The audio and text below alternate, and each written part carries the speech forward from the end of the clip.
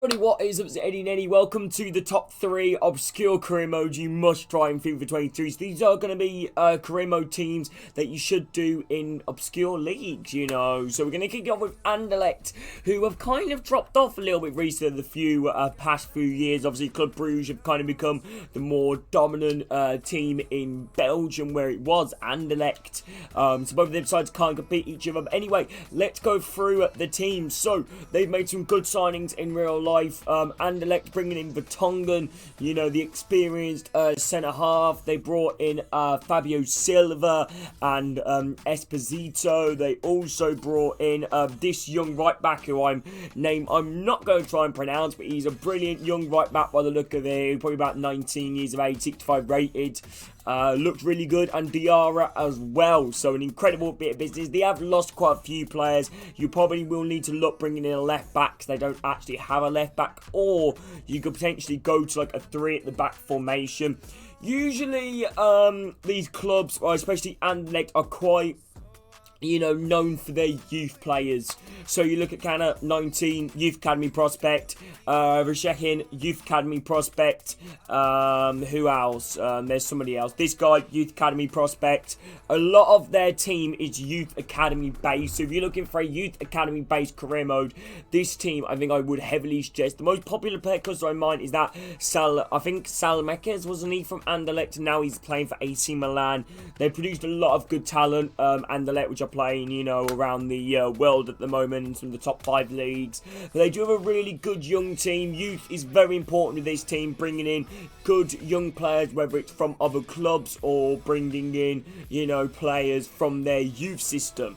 So yeah, Anderlecht, I think I'll definitely do. I would suggest you would, if you are looking for signings, definitely a left back I would 100% look for, unless if you do want to go to a 3 at the back formation. I'd maybe look towards another winger as well, because there's only one winger, you know, that is kind of reserved, you know, as a backup to Vizeka and Revelov. I'd also maybe look to bring in a striker, because this squad is alright, to be fair, you know, the base squad, but I am concerned about the depth. But the key players for this series will be Kana, brilliant young prospect, and I also think another key player for this series will be Amazu, who I think is a fantastic young prospect. So I would just Anderlecht as one of my teams that you should do.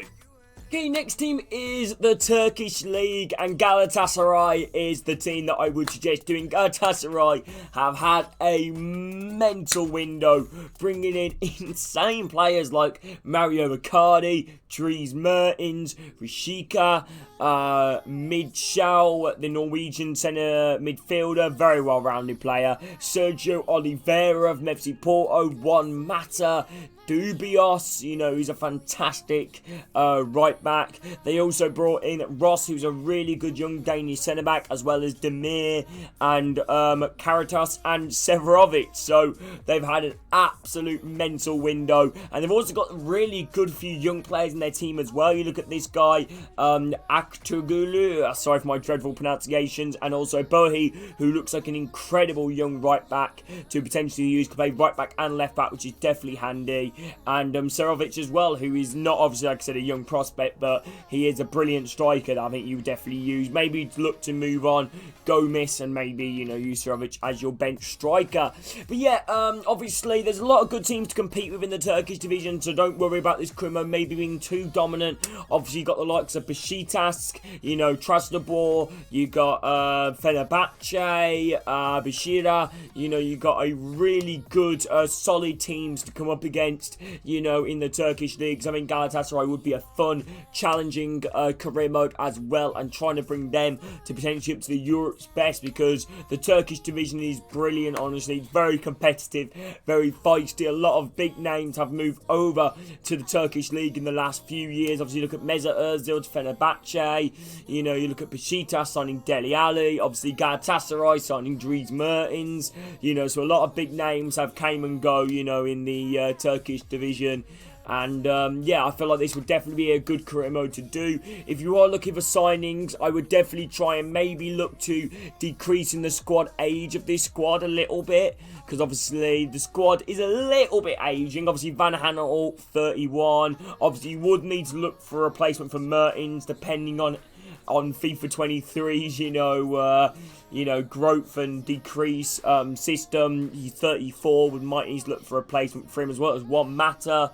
And I think a goalkeeper could be very key in this series. If you would look to do Galatasaray.